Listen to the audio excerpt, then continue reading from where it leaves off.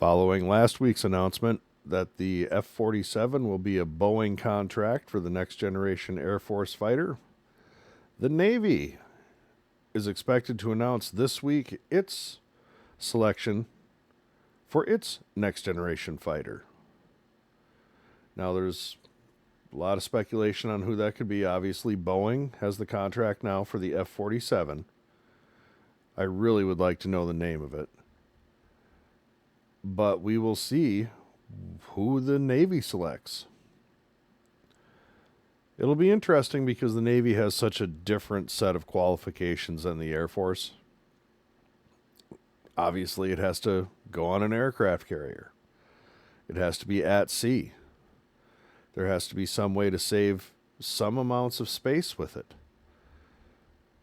It has to be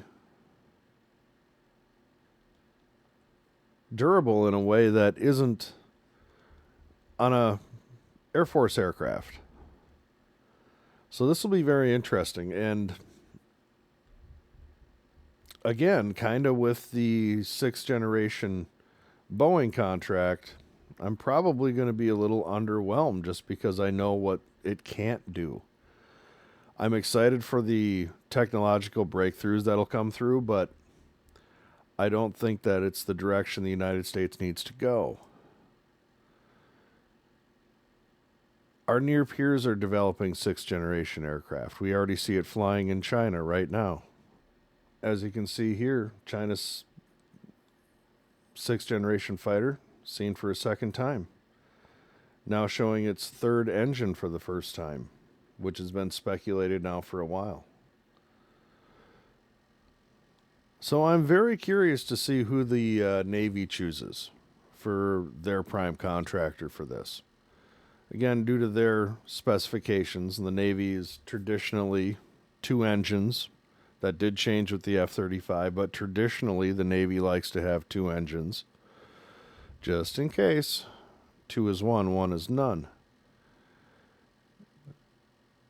How would they feel about three? Three is two is one is none. But again, what it can't do is what I guess I'm more focused on, and I see this as just a slow progression. When the technology exists today to make that great leap, it's right there.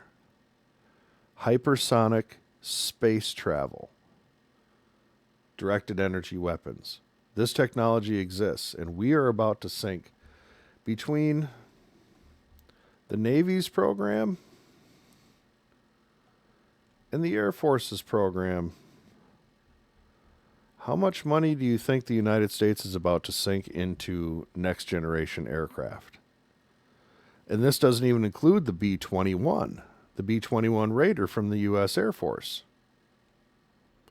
Out of 1945, the Air Force now needs 145 B-21 Raider stealth bombers, an aircraft that we have virtually no idea how much it costs because it is a top secret program. Now joins three other production aircraft, next generation production aircraft that are going to be astronomical. And are going to be obsolete. What is it that we heard about the Boeing aircraft? It's been flying for 5 years.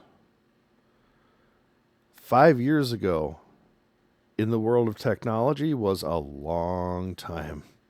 A long time. Might as well have been a lifetime. I think it's incumbent upon us to limit these programs to technology demonstrators, test beds, and furthering the seventh generation. The new high ground is space. I would love nothing more than to hear about a naval aviator being able to take off from his carrier, go into space, engage a satellite, engage a missile, engage an enemy near peer aircraft or spacecraft, whatever we're going to call it, and then return to his carrier. Fly Navy, baby. That is the next that is the next tier. That is the next generation of warfare. I hope the Navy is looking at this as a technology demonstrator and thinking of the thinking of the seventh generation. We cannot sink what will probably be a half a $500 billion plus into one program. No less two, no less three, when we can't even build a stinking frigate. So the U.S. Navy is going to select its stealth fighter contractor this week. I'm interested to see who it is. Obviously, we know absolutely nothing about the demonstrators from Boeing, Lockheed, or any other group that was involved in this. So we will see. It'll probably come out today being Wednesday, or tomorrow being Thursday. They probably won't do it on a Friday news dump. And you know the boss is going to want to have an oval press conference so he can sit next to the pretty picture. That's probably going to look a hell of a lot like this one and tell you virtually nothing. You'll have fog around wings. You'll have big blotched out sections. By the way, you see those two big black spots on the top? Do you think that's vertical stabilizers or do you think that's intakes? I don't know. I've been debating that. That could very much be vertical stabilizers. It's in the perfect position. Could also be intakes set back with just that. Who knows? We'll find out some point, and it'll be sweet. But Navy, your time is this week. It'll probably be tomorrow, is my guess, on Thursday. And we'll find out what the Navy's kind of looks like and who the contractor is. And then we'll have 3 6th-generation programs going at once.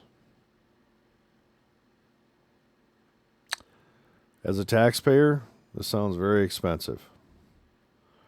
I'm a peace through strength guy, but I also don't think that we're looking at the big picture. This is not the high ground. The high ground is not 70, 80,000 feet anymore. The high ground is geostationary or past. And that's where we need to be looking. But I'm excited to see what the Navy does do. At the very least, it'll be worthy of a story. And we'll see what they do.